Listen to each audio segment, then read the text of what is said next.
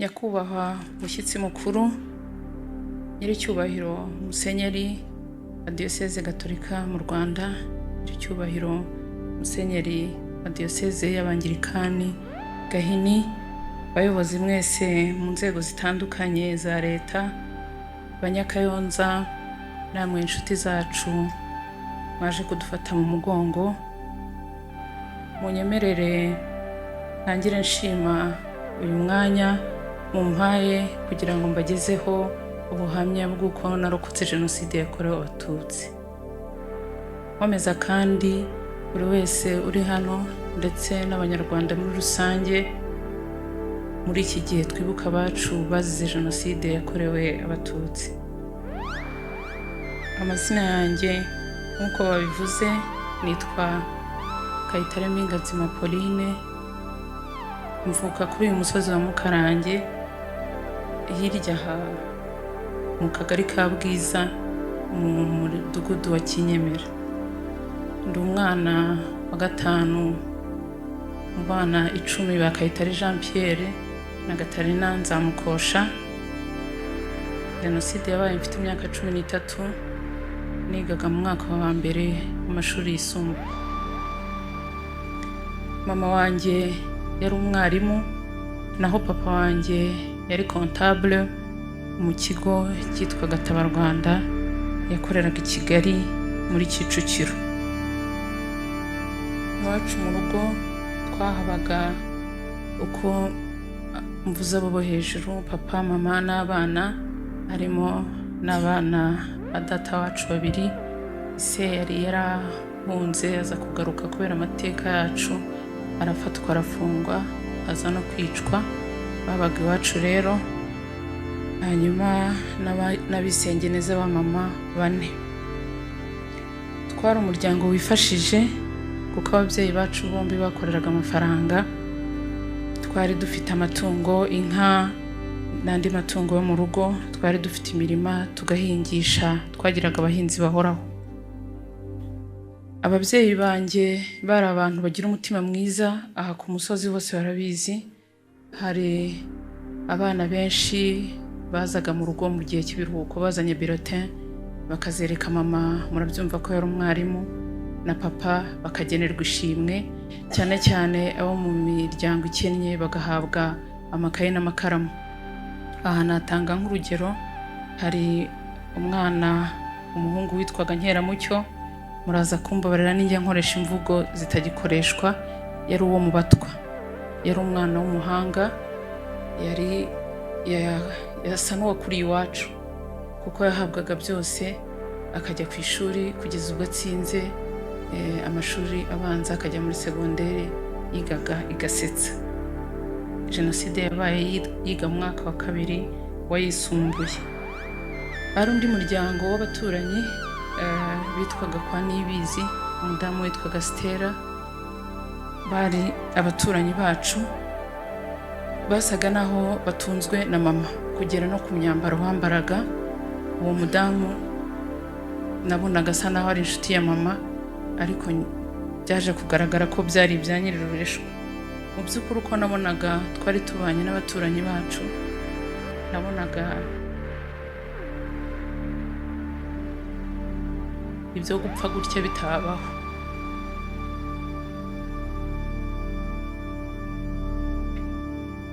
Menya rero ko ndi Umututsi, mfite imyaka 5 cyangwa hafi aho ngaho. Hari masenge bari barahungiye i Bugande icyo gihe kubera amateka, bari barabirukanye bari nasho, ntabwo nzi icyerekezo ubu ngubu aho turi hano. Namubonaga kenshi iwacu, akaza akadusura agasubira iyo ngiyo. Bigeze igihe ndamubura, tuyoberwa aho yagiye. Ubwo ni igihe bari barabashubije i Bugande, nyine barabirukanye.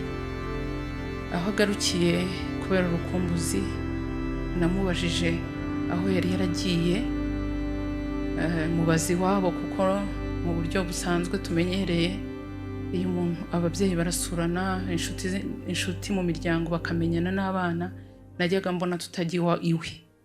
Ndamubaza nti se inzu yawe ibahe? Masenge aseka ati inzu yanjye iba ku mutwe.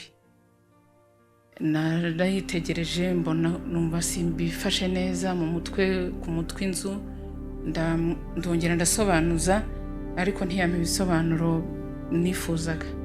Negereye umubyeyi wanjye papa mubaza iyo mvugo tante yari yakoresheje yo kuvuga ko inzu yitwaye ku mutwe.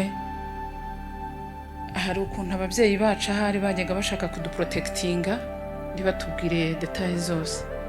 Ntabwo yahise asubiza, yasaga naho yeskiva ikibazo ariko nkomeza gushaka amakuru. Ageze aho arambwira ati nyogosenge uyibona hano ni impunzi aba i Bugande, bagiye mu 1959 babamenesheje babatwikira, bamwe baranabica. We rero yabashije kujya i Bugande n'umuryango we niho atuye, niyo mpamvu tudashobora kumusura.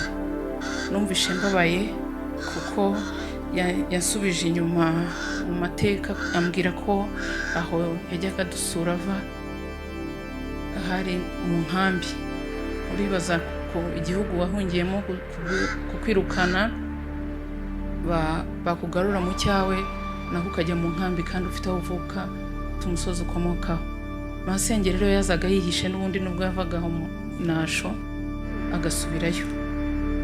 Ntago yari yemerewe guhamana natwe kandi aho ngaho hari iwabo. Mbitekerezaho akanya ariko nta kintu nari nshoboye kubikoraho. Ubwo nahise nanjye nsobanukirwa ko mu by'ukuri hari menace. Uko nkura rero nagiye mbibona iryo totezwa rikorerwa abatutsi, aho mu ishuri twahagurutswaga, aho abana bageraga mu mwaka wa 8 bagakora ibizami kandi ari abahanga, bagatsinda bakabacamo imirongo bakabasimbuza abahutu. Ibyo ntabwo ari byo numvise mu mateka, kuko nababwiye ko ndi umwana wa 5 iwacu. Basaza banjye bose ko ari 4 nta wagize amahirwe yo gutsinda ngo ajye mu ishuri rya leta, bose bigaga mu seminari.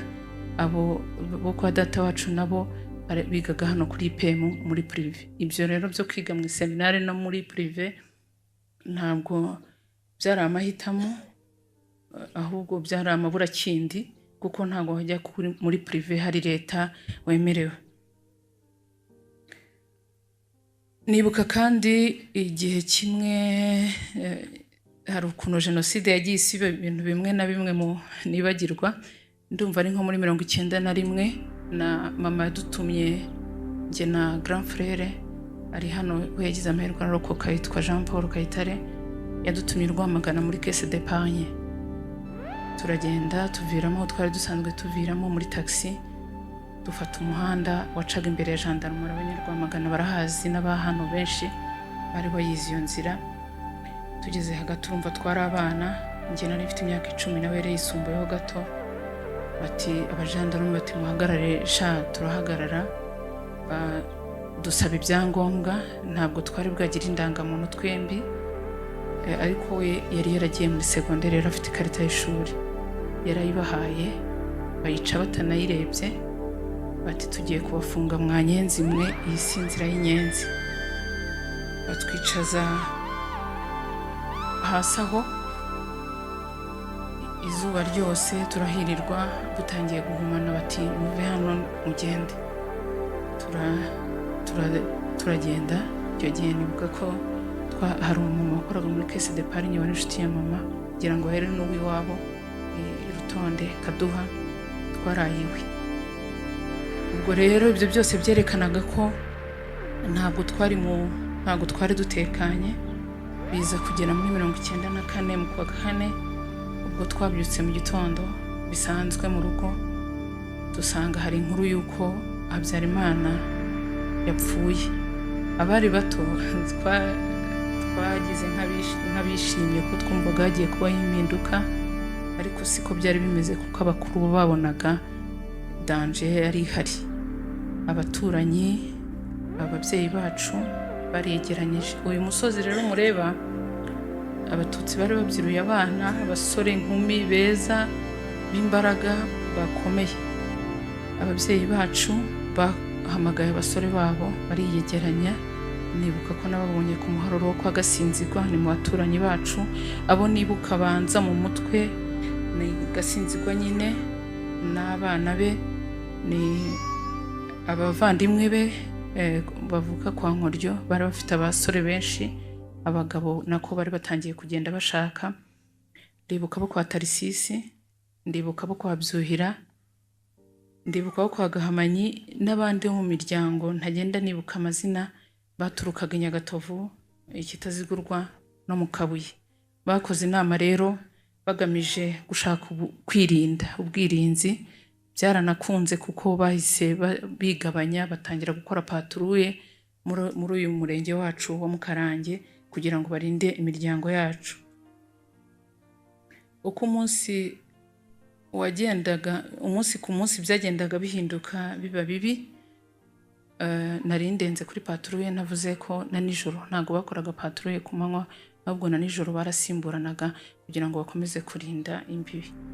Uko byagendaga rero biba bibi, hagendaga mu yindi misozi batwika. Hano bisa naho byatangiyeho nyuma gato, bagatwika bagatema bakica abantu batangira guhungira mu mafamiye bazi hano hafi, kuko harakira amahoro niko navuga, nubwo yari amahoro atarambye adashinga, kuko byasabaga ingufu nyinshi no gutekereza cyane.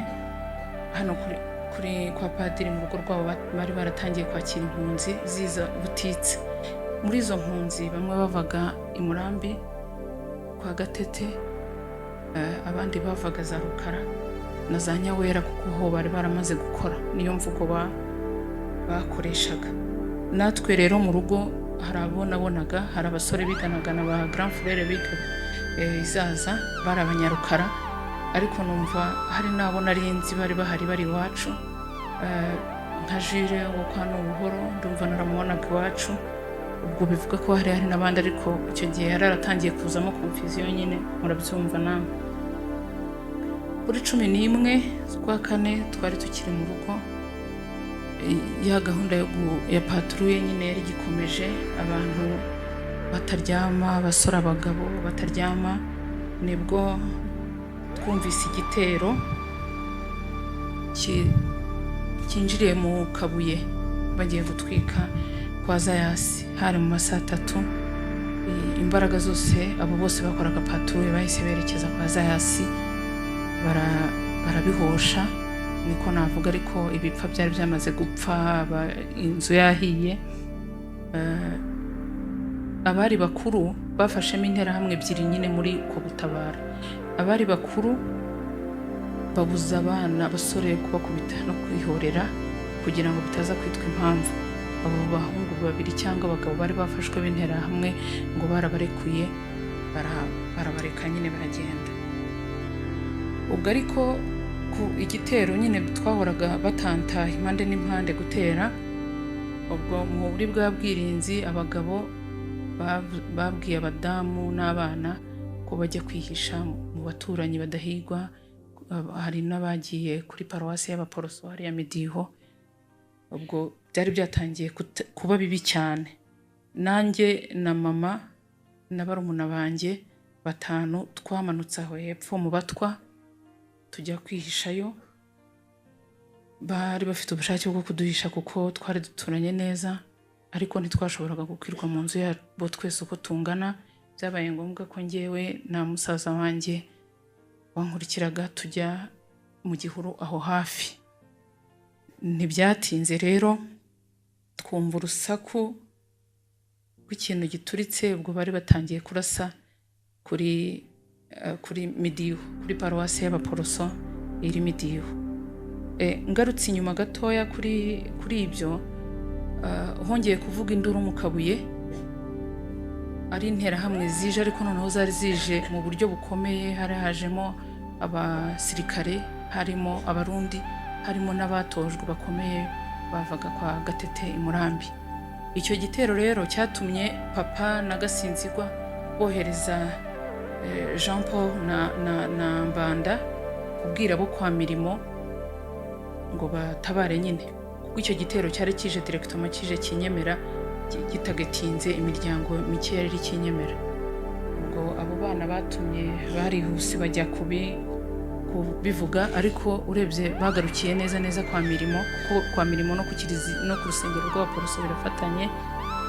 Bahita bakubitana n'ikindi gitero kinini cyari kije kwica abantu bari bahungiyeho kuri paruwasi y'Abaporoso. Bahise bakubita grenade, ubwo urumva nyine nta feedback, bahunze gutyo. Ubwo dutatana muri ubwo buryo, hari abahunze bagiye mu baturanyi, hari abo bagiye bakiri mu bwirinzi bakigerageza, bagiye gutyo ntibagaruke. Ubwo basaza banjye babiri bakuru ndetse n'abandi babiri bo kwa data wacu bo bahise bumvise hano bikomeye, bibwira ko bajya kwa data wacu i Kabare, baba ariho berekeza. Naho ariko nyine urumva byari nta makiriro, baragiye bagerayo. Ubwo ibyabo nabyo ntabwo barokotse, baje gupfira hose mu mayira. Hanyuma uwitwa Jean Paul we yarakomeje arahunga, ahungira i Mayumba. Twari dufite famiye y'inshuti kwa Rudasingwa, niho yagiye yerekeza nyine. Ubwo buri wese yibwiraga ko nava hakajya ahandi hari igihe ashobora kugenda agasanga hari amahoro. Nka saa sita z'amanywa,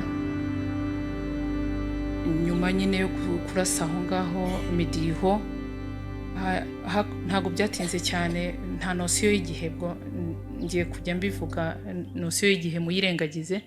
Hatambutse imodoka irimo abajandarume babiri, irimo n'intumwa ya Burugumesitiri Senkware, ivuga ngo Abatutsi bose bava aho bihishe bajya ahantu hamwe kuri paruwase kugira ngo babashe kubarindira umutekano.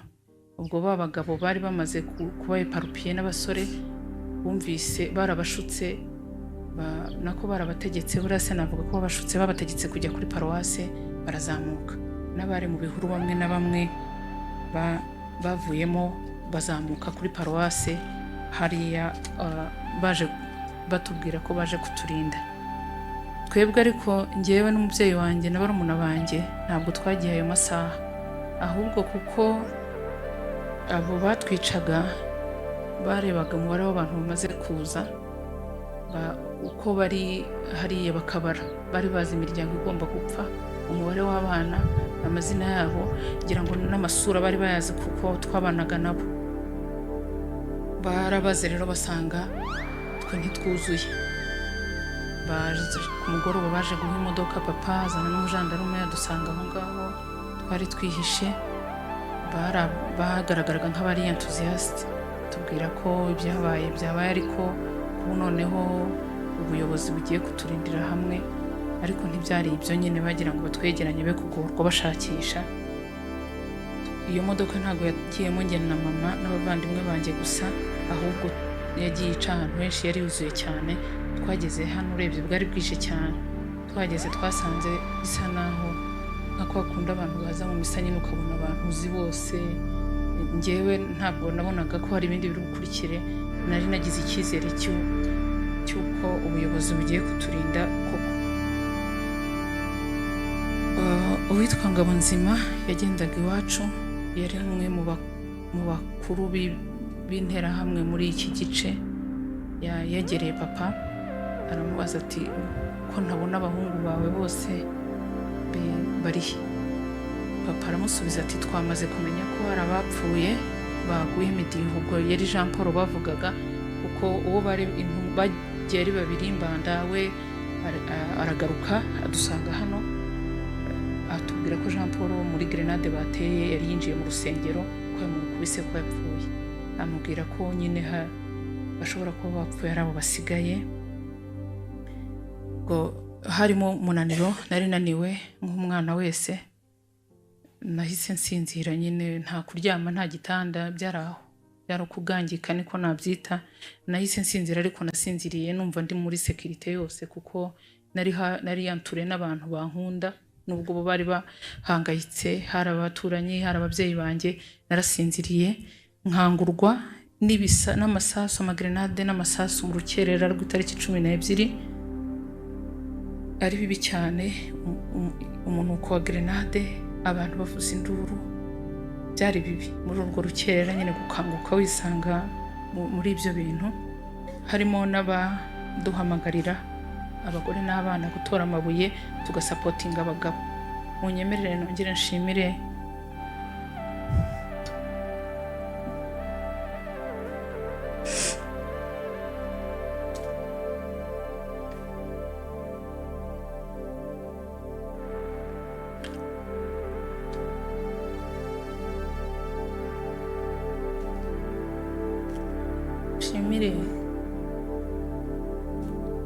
abatutsi bo kuri uyu musozi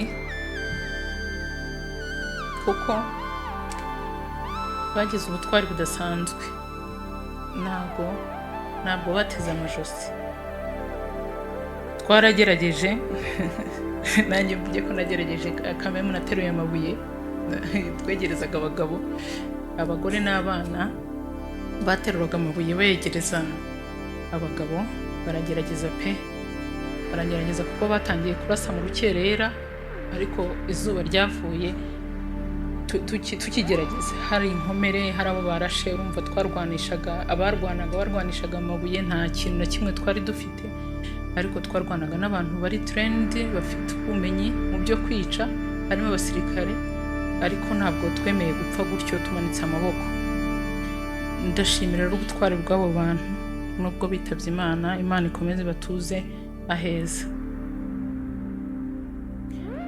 Byageze hagati rero batangiye gucya, ndibaza byari nko mu saa 3 gusa nshobora kuba amasaha ntanayamenya, kuko iyo umunsi wabaye muremure uba muremure pe, ugira ngo ufite nk'amasaha 72.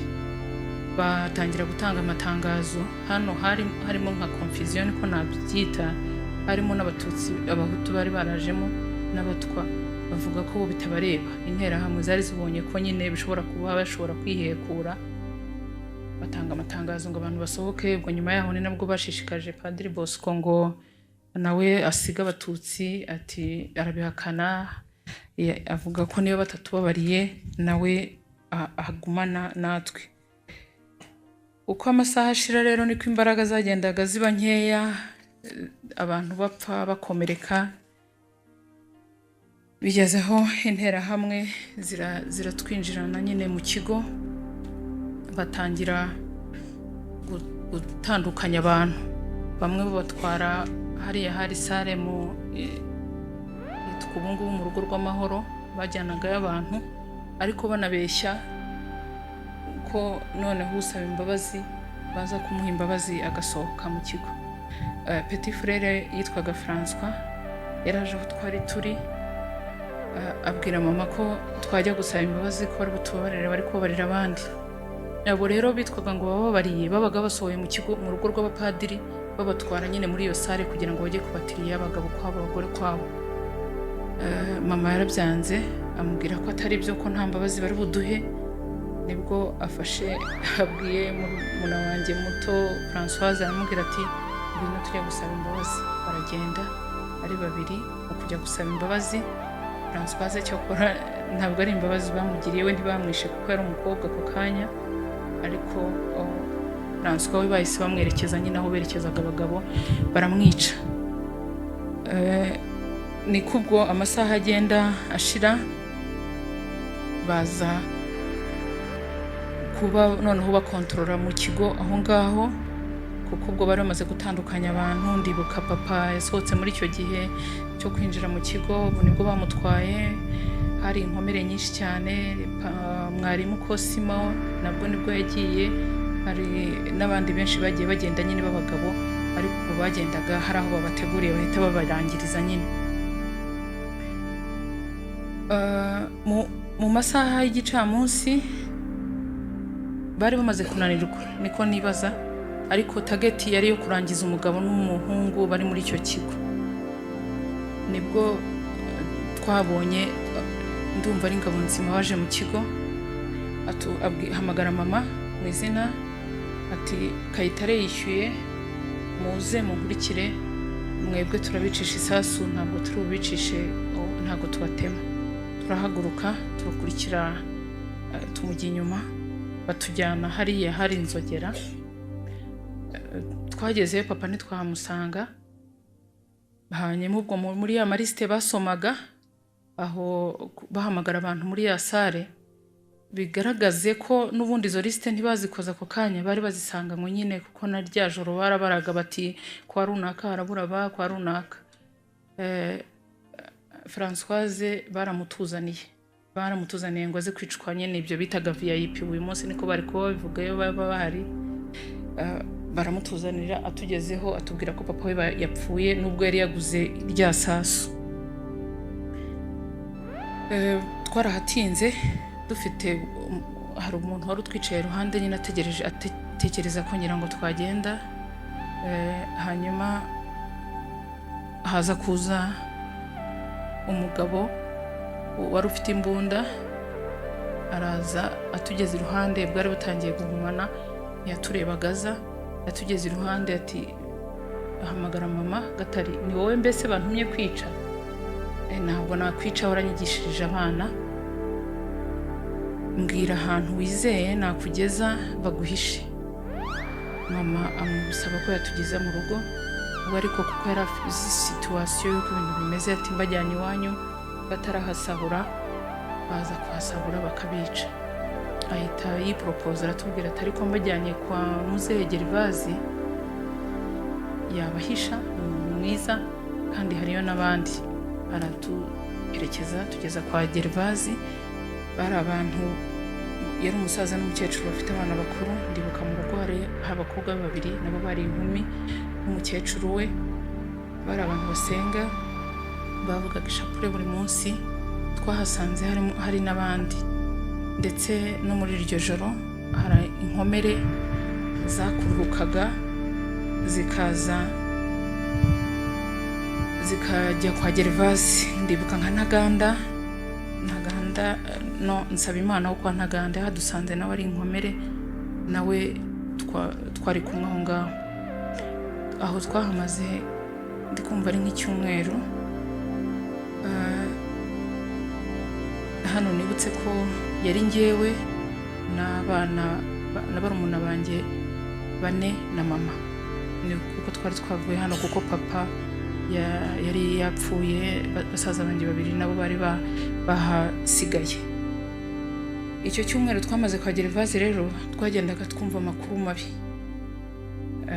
Aho kwa runaka bari baraducitse, twabishe. Abahungu be bavaga mu kazi bakaza gusuhuza ababyeyi, bakabivuga tubyumva. Kwa runaka twahasahuye. Ndibuka hari umunsi baje barimo baserebura, bavuga ko nta muntu uzongera kunywa ibipondo by'itabi, ko kwa Kayitare bahakuye amatabi menshi, ndetse n'inzoga batari bazi bamenyereye. Ubwo twagendaga twumva rero za Kabara aho bishe, za Gishari baharashe, ariko muri ayo makuru yose yo kwicana banavugaga ko inkotanyi ziri hafi kutugeraho. Ntibyatinze rero nyine twumvisha urusaku rw'amasasu tutamenyereye. Twari twaramaze kuba bitiwe n'amasasu y'intera hamwe. Twumvise ayo masasu tutamenyereye, ubwoba buradutaha. Ngiye mbwira mama, ndumva ngiye. Nk'abantu mwe, ababyeyi bacu bapfuye bababaye.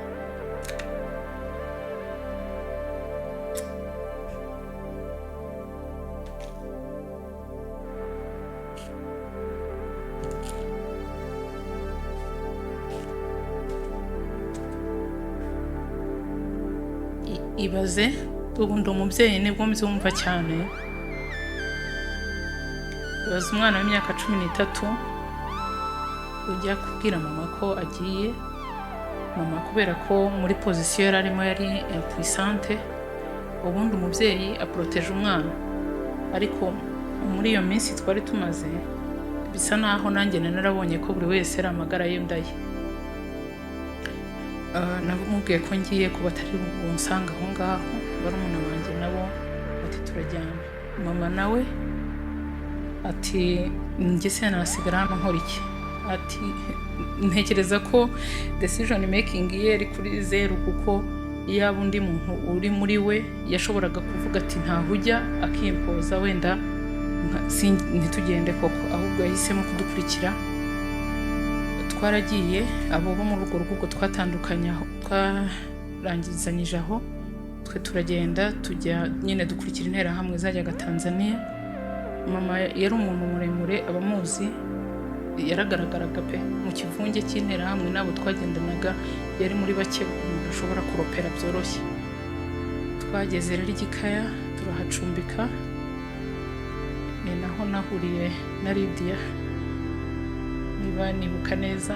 Tujya gusaba ko twagendana n'umubyeyi witwa Naume, yari umuganga, aratwemerera kugendana nawe. Ntabwo ari twe twenyine twari aho, hari n'umuryango wa Tarisisiya n'abana be 3. Twese Naume yaraduhetse niko nabyita.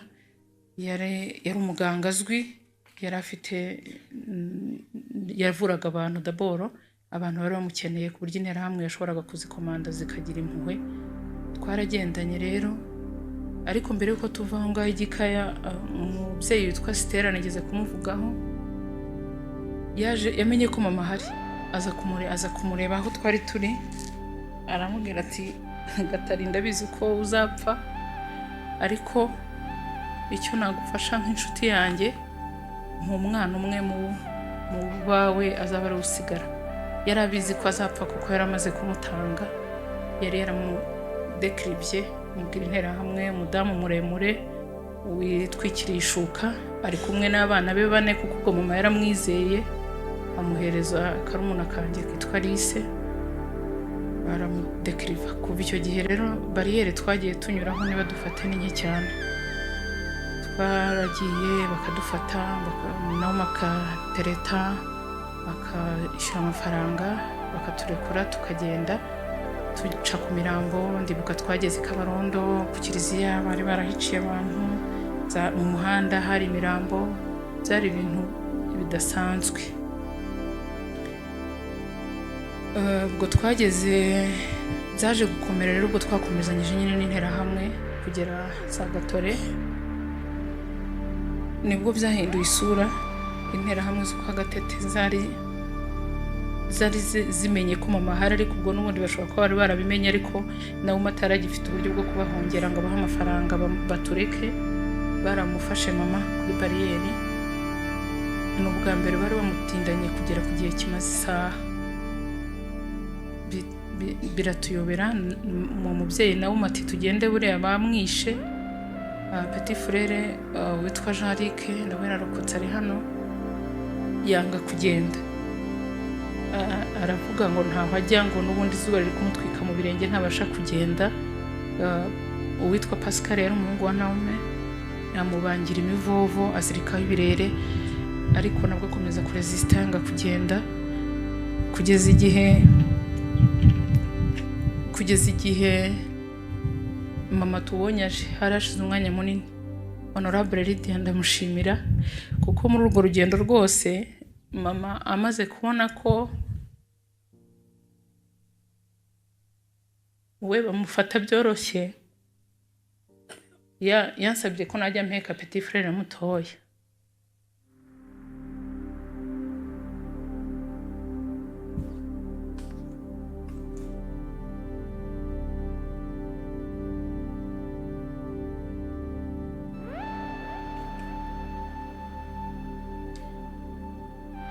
Ntabwo byari byoroshye, nari umwana nyine, nari mfite imyaka 13. Umu Petit frere Baptiste yari afite 4. Urumva ntabwo umwana w'imyaka 4 yahaye ku mwana wa 13 yahaye ku 4 kugera urugendo rurerure. Lydia rero ndagushimira ko wagendaga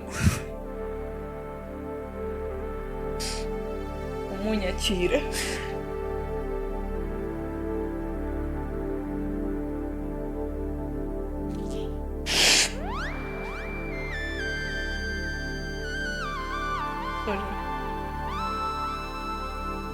Lydia yaranyakiraga,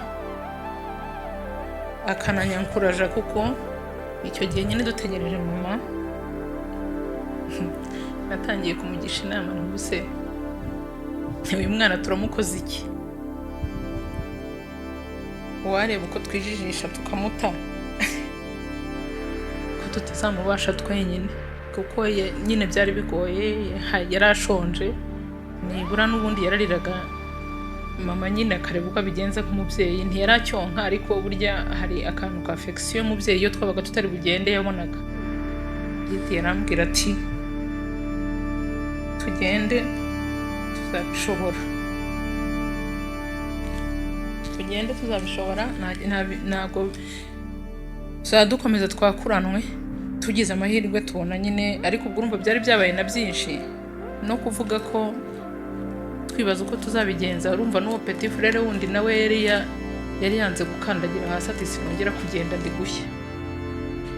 Mama rero twabonye aje, urugendo uwo munsi twararusubitse ntabwo twakomeje kuko uwo mubyeyi nawe yagiraga amakuru, bamubwiye ko tuza hari interahamwe ziri kudushakisha mama bashobora kuba bamurekuye kugira ngo baze kubona uko baturopera aho ngaho.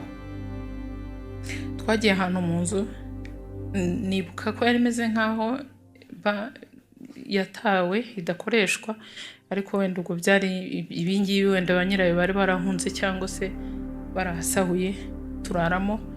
Mu ijoro hari hari ijwi ridasanzwe rivuga ukuntu, naryibajijeho ndumva naranabivugishije Lidiya tuyoberwa icyo ari cyo, kumva ijwi nta kintu rikubwira. Mu gitondo dukambuye ngo twasanze umwana muto bamwishe nyine, batemeye nka hano, yari yapfuye, batemeye nka hano, ibyo mu mutwe byose umuntu abibona.